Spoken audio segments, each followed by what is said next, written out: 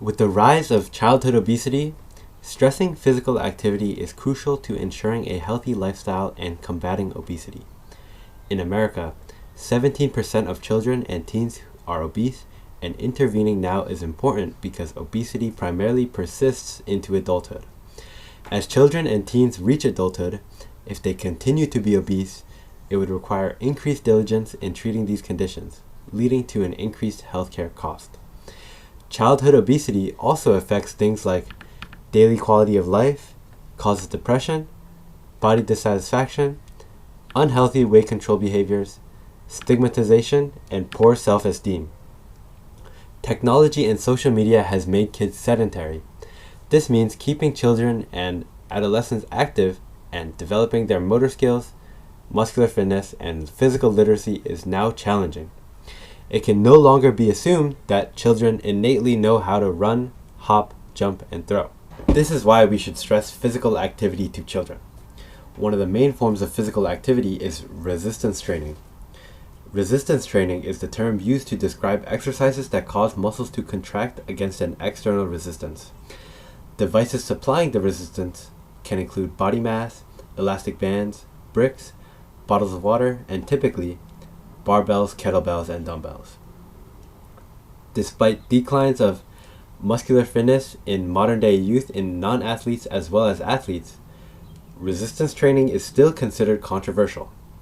This begs the question, should my child start resistance training? The answer is yes. With proper supervision and coaching, resistance training is a great way to help your child meet their goals and instill a strong foundation for a healthy lifestyle through adulthood.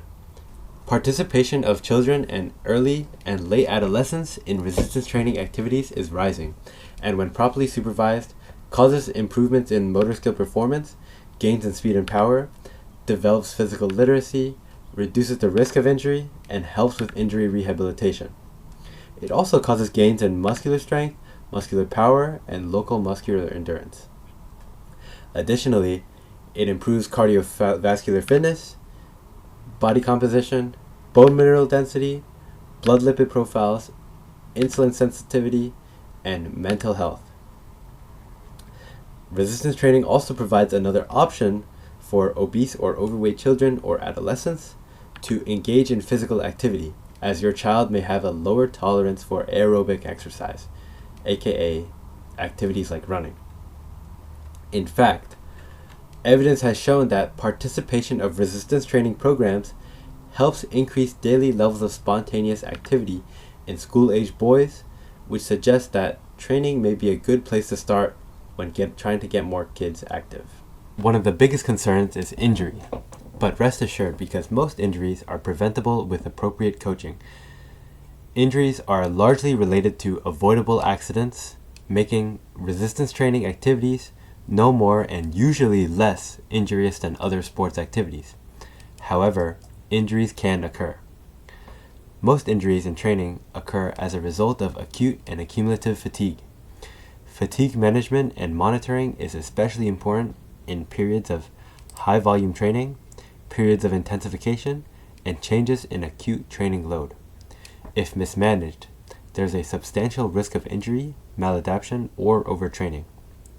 Studies in college-aged participants have shown that high-volume training, especially when coupled with training to failure, can result in a number of potentially negative effects, such as high levels of training monotony and strain, which may be related to hormonal alterations such as adipokine alterations, increased cortisol, decreased testosterone, potentially increased inflammation, and perhaps immunosuppression, leading to a higher risk of illness.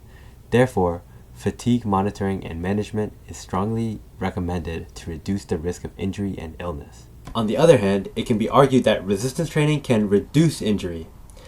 Prehabilitation is a form of resistance training that has a focus on joints that are commonly at risk for overuse injuries, like the rotator cuff for overhead athletes, such as volleyball or swimming.